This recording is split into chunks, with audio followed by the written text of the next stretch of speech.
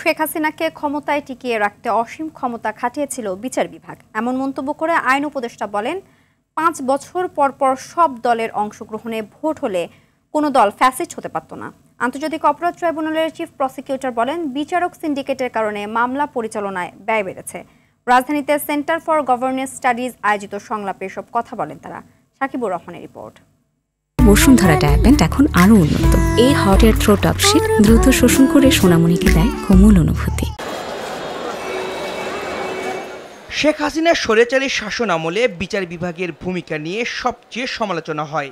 বিচারিক থেকে উচ্চ আদালত, ন্যায় বিচার পাওয়া নিয়ে প্রায় নানা মহলে প্রশ্ন ওঠে। ছাত্র জনতার অভ্যুত্থানে আওয়ামী লীগ সরকার পতনের পর বিচার বিভাগ সংস্কারে কমিশন গঠন করে অন্তর্বর্তী সরকার। গণতান্ত্রিক পুনর্গঠনে বিচার বিভাগের ভূমিকা নিয়ে সংলাপের আয়োজন করে সেন্টার ফর গভর্নেন্স স্টাডিজ। বিচার বিভাগের স্বাধীনতা অনেক পরে, আগে স্বাধীনতা যে কারণে আমরা পাকিস্তান থেকে ভাগ হইলাম,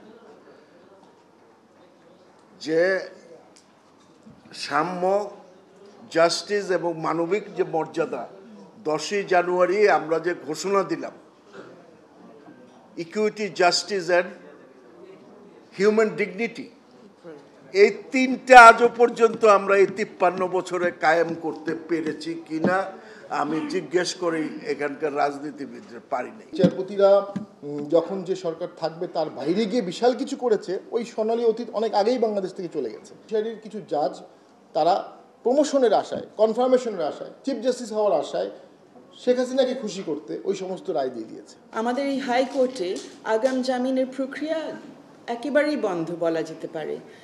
এটা কেন হবে? কোন সময় আমরা এটা দেখেছি? যদি অন্যায় মামলা কারো বিরুদ্ধে হয়, মিথ্যা মামলা কারো বিরুদ্ধে হয়, সেটার মধ্যে সেটা আনলক করা, সেটা ঠিক করার একটি উপায়ই হচ্ছে আগাম জামিন পাওয়া।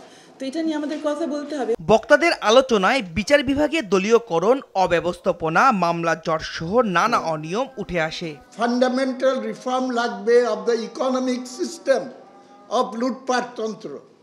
এই লুটপাটতন্ত্র যতদিন থাকবে আমাদের আকাঙ্ক্ষিত আইনি কাঠামো এবং আইনি ব্যবস্থা আমরা কোনোদিন প্রতিষ্ঠিত করতে পারবো না।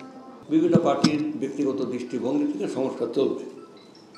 অতএব সংস্কার হওয়ার আগে আমি কি করতে চাই, আমার এজেন্ডা কি, জনগণের কাছে আমরা যে কর্মসূচি তুলে ধরব সেটা আসবে নির্বাচনের সময়, কারণ জনগণ হচ্ছে সমস্ত ক্ষমতার উৎস হচ্ছে জনগণ। বিচার বিভাগে দলীয় নিয়োগ না দেওয়ার পরামর্শ আন্তর্জাতিক অপরাধ ট্রাইব্যুনালের চিফ প্রসিকিউটরের। আইন বা সংবিধান দিয়ে সবকিছু বেঁধে রাখা যাবে না। ব্যক্তি সিলেকশনের ব্যাপারে আমাদের মারাত্মকভাবে সচেতন হতে হবে। এবং সবচেয়ে বড় কথা হচ্ছে রাজনৈতিক যে প্রক্রিয়া, ঘুরে ফিরে কিন্তু রাজনীতি এখানে ঘুরে ফিরে আসবে। পদ্ধতি বের না করে আমরা শুধু উপরে মলম লাগালে কিন্তু এই বিচার ব্যবস্থার গতি আনা কোনো অবস্থাতেই সম্ভব নয়। এই যে বিদ্যমান মামলাগুলো আছে, কি পদ্ধতিতে শেষ করা যায় সেটার ব্যাপারেও আমাদের একটা ব্যবস্থা নিতে হবে। আইন উপদেষ্টা বলেন, ঐক্যমত শক্ত থাকলে পরবর্তীতে কোনো রাজনৈতিক দল ইতিবাচক সংস্কার পরিবর্তন করতে পারবে না। উচ্চ আদালতের হাতে অসীম ক্ষমতা দেওয়া হয়েছে বাংলাদেশে। উচ্চ আদালতের এই ক্ষমতা ব্যবহার করা হয়েছে শেখ হাসিনার ফ্যাসিস্ট শাসনামলকে শক্তিশালী করার জন্য, ওই নির্যাতন যন্ত্রকে আরও নির্মম করার জন্য, সাধারণ মানুষের অধিকার হরণ করার জন্য। দেশে যদি সুষ্ঠু নির্বাচন হয় তাহলে বিচার বিভাগ কখনো এত নির্মম, এত নিপীড়কে পরিণত হতে পারে না। ঐক্যমতটা যত সুশক্ত থাকবে, নেক্সট পলিটিক্যাল গভর্নমেন্টের পক্ষে ওটা বাতিল করাটা তত কঠিন হবে। 40 লাখ মামলার জট কমাতে আইনজীবী নিয়োগ ও বিচার বিভাগে নারীদের প্রতিনিধিত্ব বাড়ানোর আহ্বান জানান বক্তারা।